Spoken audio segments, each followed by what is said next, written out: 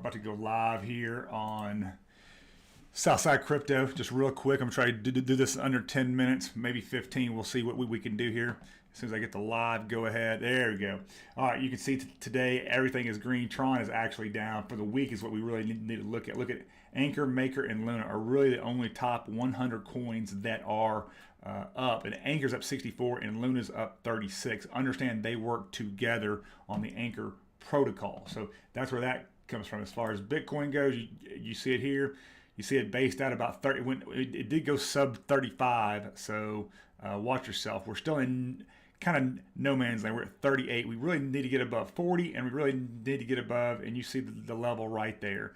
Really above 40,700, which is, let's just call it 41,000. That's what we really need to get above. All right, moving on very quickly. We're going to the buy flows. Let's look at those for the last 3 days. That's what's going to be the most important. A lot of the USD looks like it's going into Bitcoin, 2.6 billion into Bitcoin, and then for the total with Tether, it's 8.5 billion moved into Bitcoin. And then what else did U.S.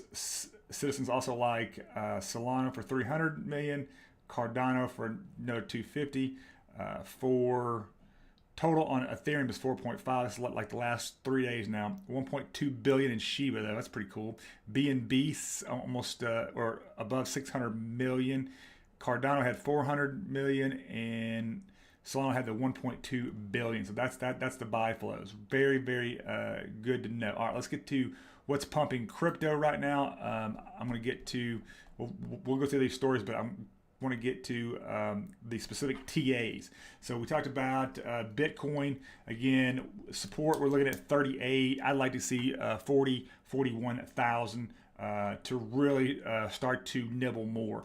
A resistance for the Ethereum sits at 2,700. I believe it's right in between here. The resistance at 2,700, I believe it's sitting right. It's like 2672 is the last time I looked at it. The support right there is pretty simple. It's at 2500. XRP, I've got a big story on XRP lawsuit, the Ripple lawsuit. Very, very cool.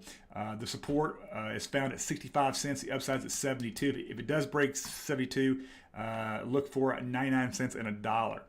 Luna, the relative strength is above 60, which is good. You saw what it's done for the week. The support, like, it just continues to climb. So just understand that the support on the downside is 61. For BNB, the resistance is at 382. 382, and the support stands at 360. Tron, we'll skip that one. Cardano, this is the one that I've also got a little bit of story on this one. We've got support at 74, resistance at 93. Really like to see it above $1. Solana, which I believe it's already broken this. The resistance is at 89. It's broken that. It's at 91 or 92 or 93 right now, I believe. Support at the downside is 75. Understand your downside risk. That's the most important thing. Again, especially whether it's stocks or crypto, you got to understand that downside risk. Avalanche, which I'm using a lot right now. I just picked up some vapor nodes for really cheap too, as that price continues to go up. Avalanche, the resistance is at 79, support's at 70. So understand that. All right, let's get back to the stories here. Merge. This is very, very important, guys. According to crypto exchange Coinbase, the Ethereum staking yield is expected to double. So as soon as they can move all to proof of stake, so this is ETH 2.0. After the merge, I don't know if it's going to be called 3.0. There's the merge, verge, whatever it is. But here's the thing. Therefore, a rise from where it's at now between 4% and about 5.5%. The APR should go to 9% to 12%. That's a big, big freaking deal because that's a very good EPR. You're staking 32 ETH for every validator node, but understand what's already been staked. 192 million ETH have already been staked. Cardano continues. The holders are continued. They're kind of offset by the whales, though, so watch this. Cardano was changing hands at 84 cents at press time, down more than 17% from last week, right? But holders continue to accumulate. Listen to this. Cardano is down 75% from its all-time high of about $3. Sentiment is this firm's name. The shark addresses in Cardano 88 are between 10,000 and 100,000 tokens, right? Have have accumulated almost half of Cardano's total supply of 34.12 billion.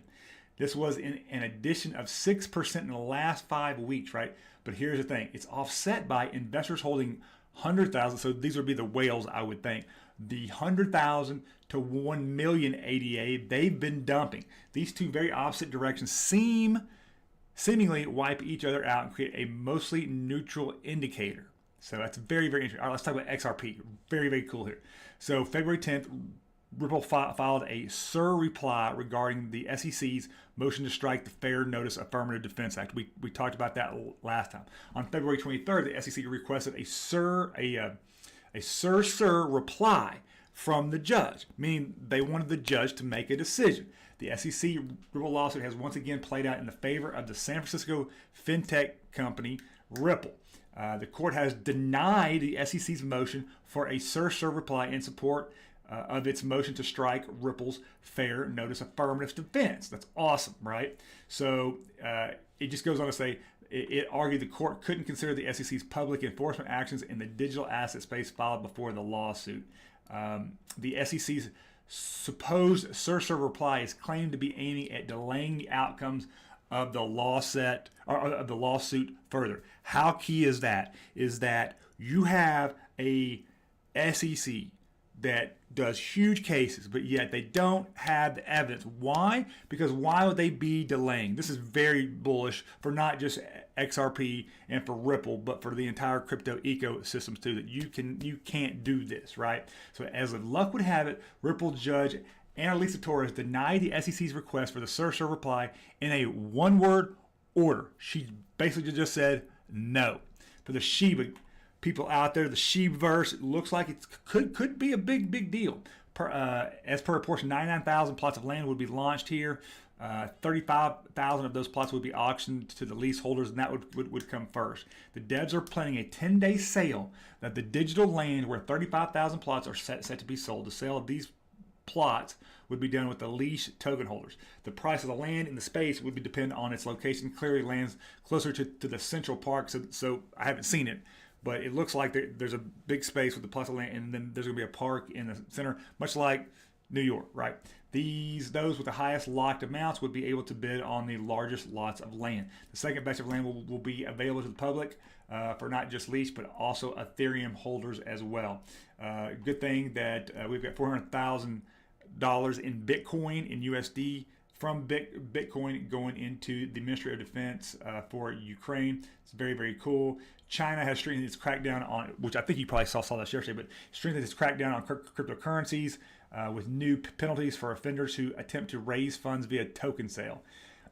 You can get a 10-year prison sentence and a fine of 79,000 USD dollars. Here's something that's even, it's interesting right now. Eric Thieden, he's a European, basically he's the SEC, in Europe has recommended a ban on proof of work mining due to energy concerns. According to him, this would move the industry forward toward a proof of stake model. No kidding, which consumes less energy, which they are going to be in an energy crisis here if they're not already.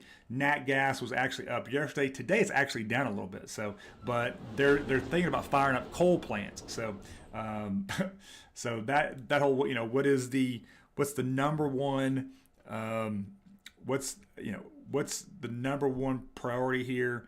And it can't be climate control. It's got to be keeping people warm any way you can. Concern over the meeting climate change goals under the Paris agreement. So he's concerned that they may not meet those if proof of work mining is allowed. He does not advocate a complete ban though, because he understands proof of stake is how you secure the blockchain, or the most secure way for sure. The proof of work model requires every participant in the blockchain to verify transactions, which ultimately costs a vast amount of energy. We know that proof of stake, on the other hand, allows transactions to be verified by a significantly smaller number of parties or validator nodes, effectively consuming less energy. No kidding.